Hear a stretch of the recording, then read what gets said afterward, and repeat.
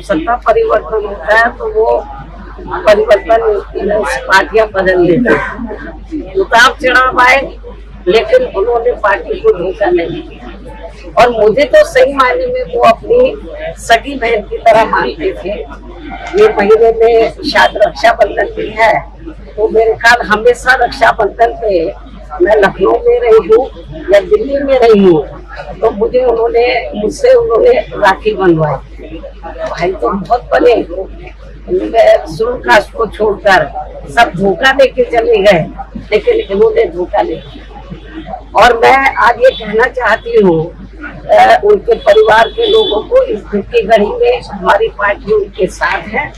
और उनका एक बेटा है, बेटी शादीशुदा और बेटा भी, सब मुझे बहुत आदर सम्मान देते हैं। तो मैं इस मौके पर पूरे परिवार को ये आश्वासन देना चाहती हूँ, यदि परिवार चाहेगा तो उनके बेटे को मैं राजनीति में आगे बढ़ावा दूंगी, उनके स्थान पर उनको पूरा महत्व दूंगी। हालांकि ये मौका ऐसा कहने का नहीं है, लेकिन फिर भी मैं उनको जो है, उनके परिवार को, ये दुख की घड़ी में राजनीति में वो काफी सक्रिय रहे हैं, समाज में लोगों की बहुत सेवा करते रहे हैं। तो मैं, परिवार चाहेगा तो उनके बेटे को मैं राजनीति में आगे करूंगी। और जहाँ तक उनकी विधानसभा का सवाल है, रसड़ा जो विधानसभा बलिया में, मेरे ख्याल जब भी उन्होंने चुनाव लड़ा बीएसपी से, हमेशा उन्होंने चुनाव जीता है और क्षेत्र की जनता का पूरा ध्यान रखा है। पूरे क्षेत्र में वो हर सुख की घड़ी में वहाँ की जनता के साथ है। और हमेशा उन्होंने हर मामले में वहाँ की जनता का पूरा ध्यान रखा है। और मुझे लगता है उनकी विधानसभा के क्षेत्र के लोग भी चाहेंगे कि अब वो नहीं रहे हैं, उनके बेटे को बढ़ावा दिया जाए। मैं पूरा, जैसा परिवार चाहेगा उसके हिसाब से मैं उनको पूरा बढ़ावा दूंगी और उनका पूरा साथ दूंगी।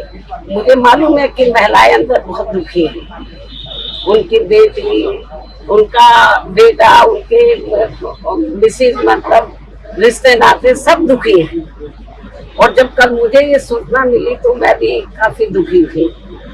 बीच में मैं एक बार देखने के लिए भी आई थी, तबीयत ज्यादा ठीक नहीं थी, लेकिन वो इतना मुझे मानते थे अपनी रियल सिस्टर की तरह कि एक बार उनको लगा कि बहन जी को बहुत दिन हो गया देखे हुए, मुझे मिलना चाहिए। तो मैंने कहा कि आप बीमारी की हालत में क्यों आए, मैं आ जाती आपके घर में। वो मेरे घर पर मिलने के लिए, बीमारी की हालत में भी बोलते कि नहीं, मैं आई थी इधर मिलने के लिए, उनसे मिली थी, लेकिन उनको लगा कि भी बहन जी की याद आ रही है, आप बता देते मैं आ जाती। तो इसलिए मैं आपको ये बताना चाहती हूँ कि हमारी पार्टी को बड़ी क्षति हुई है, मतलब बहुत नुकसान हुआ है, और क्षेत्र की जनता को भी। तो इस मौके पर हम हमारी पार्टी पूरे परिवार के साथ खड़ी है। देखिए, मैं मायावती जी को तो मैं सुझाव दूंगा, इसके सिवा मैं कुछ कर नहीं सकता। जिस रूप में जिनके हितों की रक्षा के लिए बसपा पार्टी का गठन स्वर्गीय माननीय काशीराम जी ने किया था, ये उससे अलग हो गई है या भटक गई हैं, जो भी कहें। इस वक्त जो दलितों के बीच, पढ़े लिखे दलितों के बीच चर्चा है कि मायावती भाजपा की बी टीम हो गई है, इनके खिलाफ जो है भाजपा कोई भी एक्शन ले सकती है, इनको वोट कटवा के रूप में मशहूर कर दिया। मायावती जी को मैं सुझाव दूंगा, बड़ी बहन के समान है, उनको सुझाव दूंगा कि आप कृपया राहुल जी की शरण में आ जाइए। राहुल गांधी के साथ मिलकर के आप सत्ता में वापिस आ सकती हैं। दरअसल कहानी क्या है कि अगर नहीं आती हैं तो ममता जी को देख लीजिए, और तमाम ऐसे नेता हैं, तमाम ऐसे क्षेत्रीय दल हैं, उनको देख करके अंदाजा लगाइए। आप यहीं पे अरविंद केजरीवाल को देख लीजिए, इनकी भी दुकान बंद होने जा रही है। तो कुल मिलाकर के मैं यही कहूँगा, मायावती जी, आपके एक ही विधायक थे सिंह साहब, वो मर गए, उसके लिए मुझे बड़ा अफसोस है।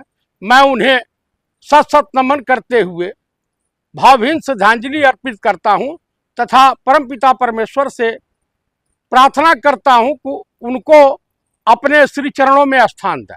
आप एक ब्राह्मण हैं, साथ दे रहे हैं मायावती जी का? मायावती जी को मैं सुझाव दे रहा हूं। आप साथ दे रहे हैं?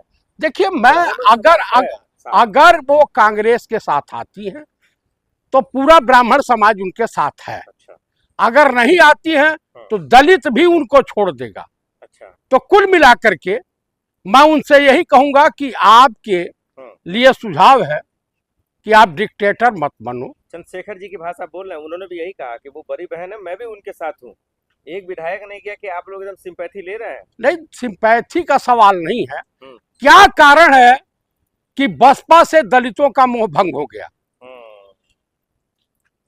तो मेरे कहने का यही अभिभाव है, यही मेरी भावना है कि किसी तरीके से इस दलित बहन को मजबूती मिले।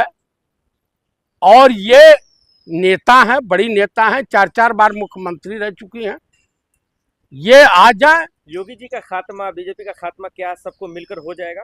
अगर सभी लोग एकत्र हो जाएंगे तो मैं दावे के साथ कह रहा हूं कि जिस तरह से बीजेपी इस समय बैकफुट पे खड़ी है, बीजेपी का पतन निश्चित है।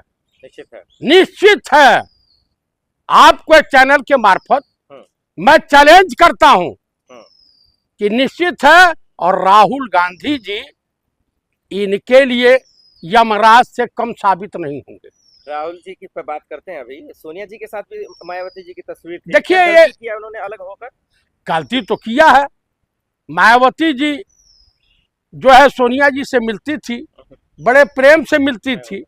तो कुल मिला करके मैं यही कहूंगा कि मायावती जी को भगवान सद्बुद्धि प्रदान करे और वो जो है रास्ते से हट जाए।